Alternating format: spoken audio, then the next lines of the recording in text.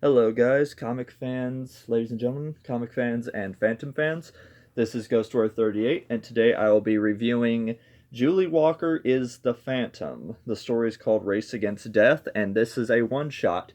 This tells the story of the 17th Phantom's sister and her efforts of keeping a reporter safe. The reporter's name is Nellie Bly, and she's basically writing a story exposing a greedy millionaire slumlords uh, taking advantage of people, um, unfavorable living conditions, greedy businessman stuff. But anyway, show you some interior artwork. This takes place in New York City in 1889, so the latter half of the 19th century. Here's some of the interior artwork. There's the reporter Nellie, her brother, Kit Walker, the 17th Phantom, and her sister. I find it funny that how Julie is even wearing glasses. They're all friends.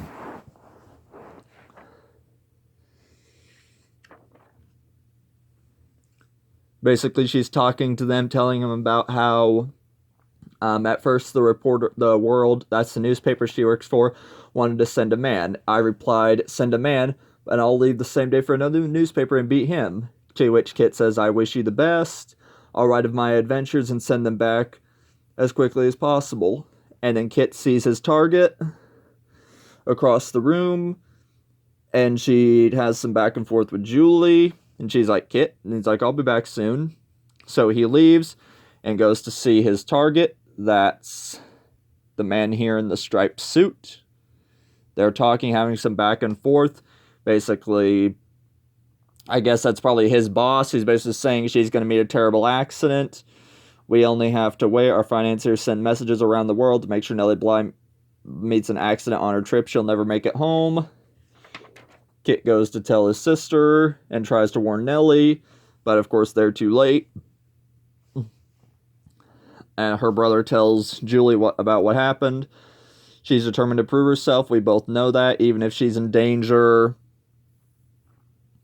she'll still go anyway. I can't return to Africa yet. Nellie will need protection. She'll need the Phantoms. So basically, Julie is reassured that Kit will protect her. Kit will keep her safe. Little do we know, things do not end so well. She hears word from a messenger that from the hospital and finds out Kit is, of course, has been hospitalized, has been hurt. I was able to hire a tug to trail the Augusta Victoria. That's the name of the ship that Julie is on. The steamship. When night fell, the tug slipped away, and the Phantom slipped aboard. They were planning to throw Nellie overboard. Of course, you see some action with the 17th Phantom. He's clearly capable of handling himself. He's doing a good job. We ended up falling overboard. One man drowned. He was able to save another. Snag some clothes. And all I have to show for is a broken leg and a wrist and a dislocated shoulder, and Nellie's still in danger. The Phantom is powerless to help. Then another must take over. Julie, don't do it. We can't sit around and let her enemies destroy her. You rest now. I forbid it. It's too dangerous for a woman, you mean. That's not what I mean. Julie, get back here. Ouch. Julie. And she calls her she sends a wire to her family, lets them know she's going to be late. Julie sneaks on board the ship and basically follows Nellie around like a stalker, keeping her safe. One guy gets seasick. A man from their paper comes in to pick Julie up after they reached port in England. Julie thinks she'll be alright, as one man tries to kill her. This is her first of many assassination attempts. They got the train. They board the train. Things seem peaceful now. She has some self-reflection. There's another assassination attempt. The train tracks of the train they're on is going to be blown up. Julie stops them, of course. Get a nice full shot. Horse riding stops him from blowing it up. And the train continues as determined. They go to the Red Sea. She stops another attempted assassination. This is the third time, and that's the Arabic assassin who tries to kill her. Knife thrower wants to throw her and knock her off the camel. And that ends for that. And then they hear about this Randolph Lock again. The ground was hard, which helped to keep me awake and watchful. I would have liked a bed to sleep in, but beggars can't be choosers. Randolph Lock. Suddenly I remember that name. Randolph Lock was a New York millionaire and owner of many tenants and sweatshops. He is also a kingpin who planned Nellie's demise, so she would be silenced once and for all. And Randolph Lock was the guy that we saw at the beginning of the issue there. That's this guy that Kit was spying on.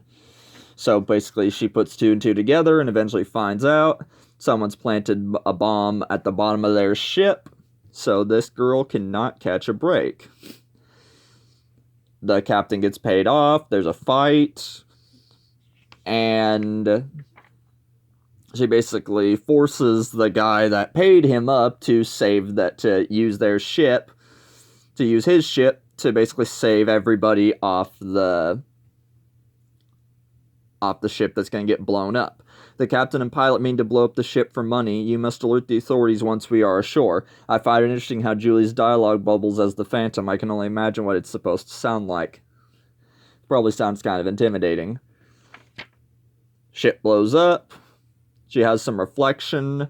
In that moment, I suddenly felt overwhelmed and lonely. So much greed and hatred in the world, so much wrong to make right. And then I thought of my family, safe and together. I thought of other men, women, and children across the world who are not as safe, but always in danger because of selfish, power-hungry people. And then I thought of my brother, to which his ghost appears to her and says, Julie, I am proud of you. And she says, thank you, Kit. I love you.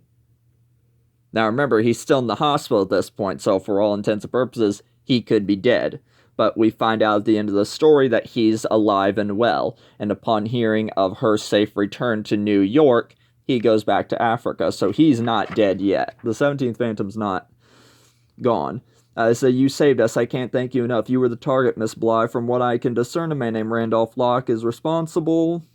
I had no idea. Will he try again? You think continue your journey and be safe. I won't mention this in my report. I don't want other women discouraged from taking important chances in their lives. You are a brave woman, Nellie Bly, and that kind of bravery deserves to be protected. And she says, God bless you. Traveled without incident to Hong Kong and Japan. She wrote of her travels, never realized that the nondescript woman in the plain gray cloak was me, though on occasion she would look up from her writing, her eyes searching. At last, Nellie's ship, our ship, the Oceanic, reached San Francisco on day 69. The cheerful crowd ushered Nellie to the Southern Pacific train station where she would board a train for her final leg of the trip, California to New York. It seemed like she would, in fact, beat the 80-day record. So Jules Verne's around the world in 80 days. Nellie was given a private car at the end of the train, and we all settled in for a sedate train trip home. And she spots a knife under this guy's jacket. She's like, oh, miss, we're old friends. She'll see me. He's like, yes, sir, of course. He gets paid off. She stops him. This is Randolph Lock, the man we see at the beginning of the book, the one that Kit was supposed to stop, or going to stop. What does it matter to you, Phantom? There's a fight sequence, let me go, I'll pay you. You couldn't pay someone to do the job right, so you plan on killing her yourself.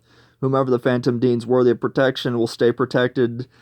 The jungle's saying the Phantom has 1,000 eyes and ears. Do you understand? Please don't kill me. But of course, as we know, the Phantom's mission is to never kill.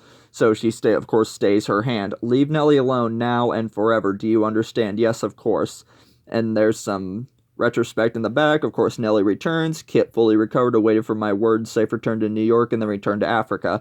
I sent a telegram to my husband telling him I'd meet him in New Mexico in a few days. And then I sent one to my brother, the Phantom. The note basically says, it's done, all is well, love, Julie. And that's how the story ends. I really liked this book. It was cool seeing another of the older Phantoms. The artwork was nice, the story was fun, and yeah.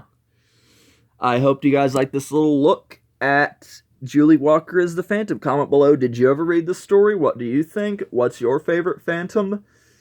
And what Phantom books have you read? Feel free to let me know. Comment below, click that like, and subscribe, and be sure to hit that bell notification and turn your settings on to all. And I will see you guys next time with another Phantom review. I'll probably get back to doing Generations here after a bit, or tomorrow. Until then, take care. See you guys next time, and peace.